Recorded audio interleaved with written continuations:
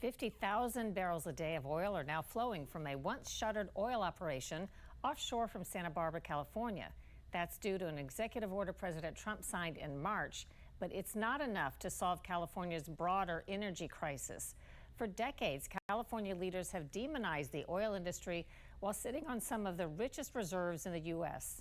Now the chickens have come home to roost and there are serious shortages. So the state finds itself in an ironic position, having to alter its long-standing push to drive fossil fuel companies out. Years of aggressive green policies have chased oil producers out of California. Now the state is in crisis, importing record amounts of foreign oil and grappling with escalating fuel prices. Does California have a lot of oil? There's a ton of oil, some of the most prolific oil reserves in the world. We've been at it for 140 years, and we've only gotten a small percentage of the crude out there. We know where the crude is. We know how to get it. We just can't get permission to go get it. Rock Zierman heads up the California Independent Petroleum Association. The state has a stated policy that by 2045, all fossil fuel producing companies are going to be out of business in California. I mean, they won't be allowed to operate? Won't be allowed to operate, even though we'll continue to consume fossil fuels even in 2045 when the state hopes we're carbon neutral. So in part, at least, it's the green agenda that's chasing these oil companies out? Right. And I think if we were actually getting a tangible benefit from all of this cost, from all of this uncertainty, from people losing their jobs, from local governments losing a tax base, if somehow that was the cost of solving global greenhouse gas emissions, people might be comfortable with that, but it's not. California Governor Gavin Newsom has put a target on the back of the oil industry since he was first elected. For decades and decades, the oil industry has been playing each and every one of us in this room for fools. They've been buying off politicians.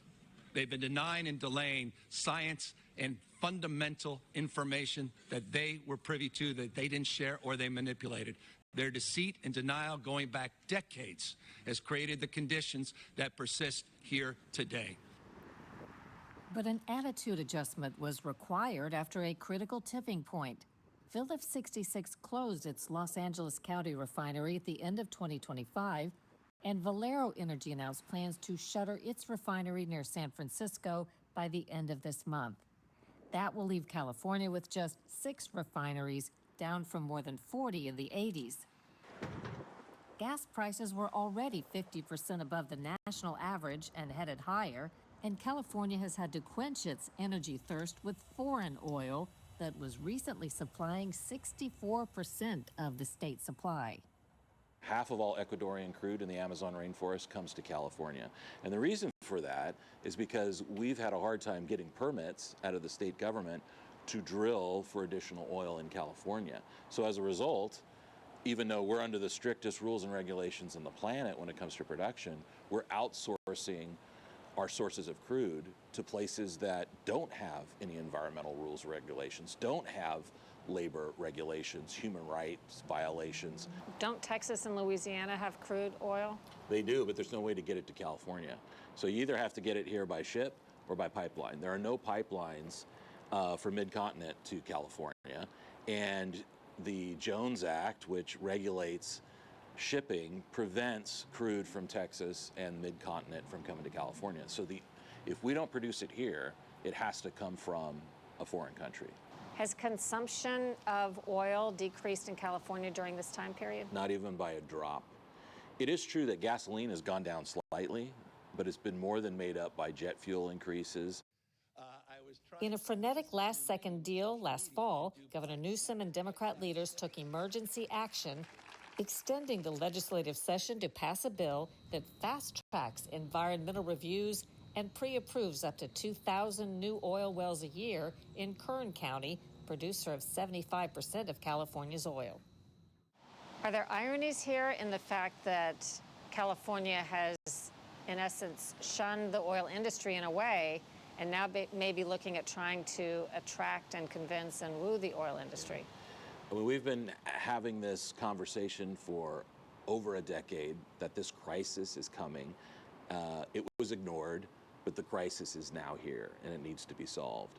And I think the one thing that is unavoidable is when California consumers, California voters are facing higher gasoline prices than anywhere else in the country, that motivates them to demand from their legislators that the problem get fixed. And so that was ignored when we were going out of business, our workers were going out of business, our local governments were losing tax base. But once the refiners started going out of business, it could no longer be ignored. Zierman says it's a national security issue, too. California and its 41 military installations are indirectly using Russian oil refined in India.